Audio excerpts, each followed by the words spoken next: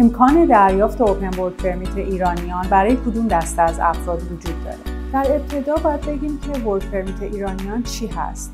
ورک پرمیت ایرانیان یا همون اوپن ورک پرمیت ایرانیان به اون دسته از افرادی که امکان دریافتش رو دارند اجازه میده به مدت 3 سال در خاک کانادا کار کنند.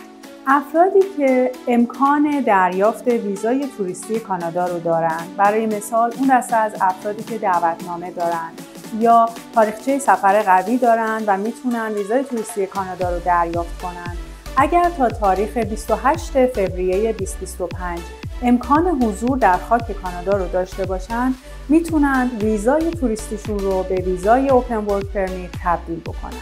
برای دریافت این ویزا نیاز به شرایط و مدارک خیلی زیادی نیستش و داشتن آدرسی در کانادا که محل سکونتتون رو نشون بده و همینطور ارائه ویزا و تاریخ ورودتون به خاک لازمه دریافت ویزای اوپن ورک پرمیت برای ایرانی هاست. برای تبدیل ویزای توریستی به اوپن ورک پرمیت، وقتی که متقاضی در خاک کانادا هست، روی همون اکانتی که ویزای توریستیش رو دریافت کرده میتونه درخواست دریافت ویزای اوپن ورک پرمیت رو بده.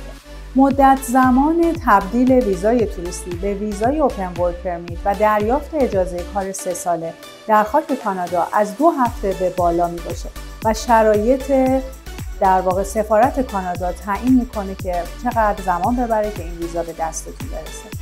دریافت اوپن ورک پرمیت برای ایرانی هایی که امکان حضور و اقامت در خاک کانادا رو دارن، مزایایی مثل کار کردن به مدت 3 سال در خاک کانادا رو به همراه میاره. فرزندانتون که در سن دبیرستان هستن به صورت رایگان میتونن در خاک کانادا تحصیل بکنن، ولی برای دریافت اقامت دائم کانادا میبایست مسیرهای اقامتی دیگه رو انتخاب بکنید.